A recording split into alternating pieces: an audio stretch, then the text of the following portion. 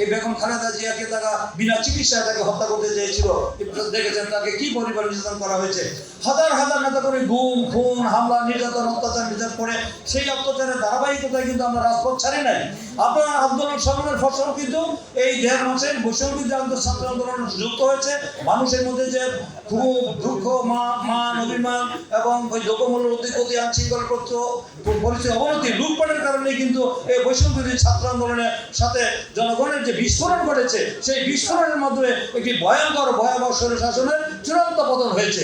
সেই আন্দোলন তো একদিনের আন্দোলন নয়, তাই বুঝতে হবে অনেক কেউ যদি এখন বৈষম্য বিরোধী ছাত্র আন্দোলনের বা কেউ এখন বলে বেড়াচ্ছেন যে আন্দোলনের তারা একক দাবিদার, আন্দোলন কি একক দাবিদার হতে পারে? এরা ছাত্র জনতা গণ অভ্যুত্থানের ফসল এবং আমার দীর্ঘদিনের আমাদের নেতা তারেক রহমান ছিল এটা মাস্টার মাইন্ড। তার যে সে নেপথ্যে কারিগর না, প্রকাশ্যে কারিগর ছিলেন। তিনি প্রকাশ্যে বলেছেন, মহাসচিব বলেছেন এই আন্দোলন শুধু নৈতিক সমাধানের দেন নাই, উনি প্রত্যক্ষভাবে যতক্ষণ পর্যন্ত না এই ফ্যাসিস্ট দানবীয় এই হাসিনা সরকারের পতন না হবে ততক্ষণ পর্যন্ত আমরা রাজপথ থেকে গড়ে ফিরে যাবো না, এই কথা বলছেন না মহাসচিব?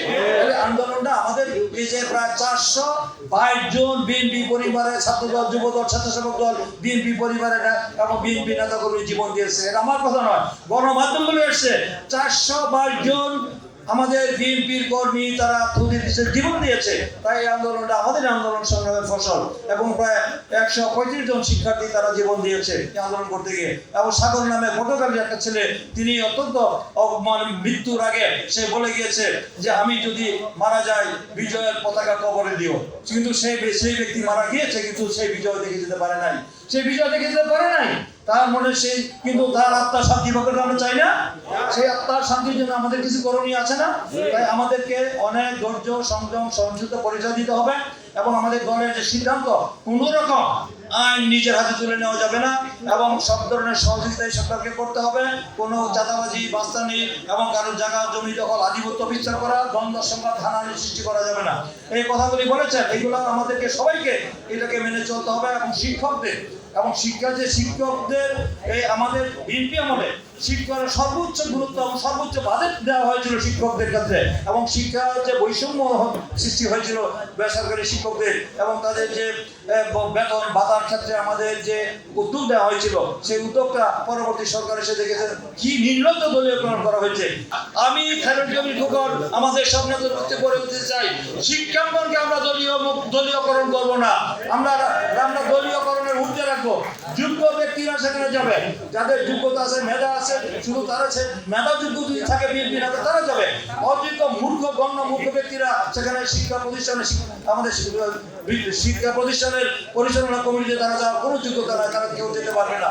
এবং সেখানে যে বৈষম্য তৈরি হয়েছে সেই বৈষম্য জাতীয়করণের ক্ষেত্রে বলেছে, আলতাফ বলেছেন, অনেকেই বলেছেন জাতীয়করণের ক্ষেত্রে বলেছেন আমরা যদি রাষ্ট্রীয় ক্ষমতা কথা বলতে চাই না, ক্ষমতার মধ্যে একটি অহংবোধ দাম্ভিকতা রয়েছে, আমাদের মধ্যে একটি অহংকার দাম্ভিকতা দ্বন্দ্ব রয়েছে ক্ষমতার মধ্যে। আমরা বলি যদি জনগণের ভোটে আমরা নির্বাচিত হই তাহলে আগামী দেশ পরিচালনার দায়িত্বে যদি যাই তাহলে জনগণের স্বার্থে গণতন্ত্রকে প্রাতিষ্ঠানিক রূপ দেওয়ার ক্ষেত্রে এবং শিক্ষাকে ঢেলে সাজানোর ক্ষেত্রে যেমন 78-এ সবচেয়ে বাংলাদেশের ইতিহাসে শহীদ রাষ্ট্রপতি জিয়াউর রহমান বীরুত্তমার আমলে শিক্ষা যে জাতীয় শিক্ষানীতি ছিল সবথেকে গ্রহণযোগ্য শিক্ষানীতি, সেই শিক্ষানীতি ছিল 78-এর শিক্ষানীতির ব্যবস্থার মধ্যে ছিল।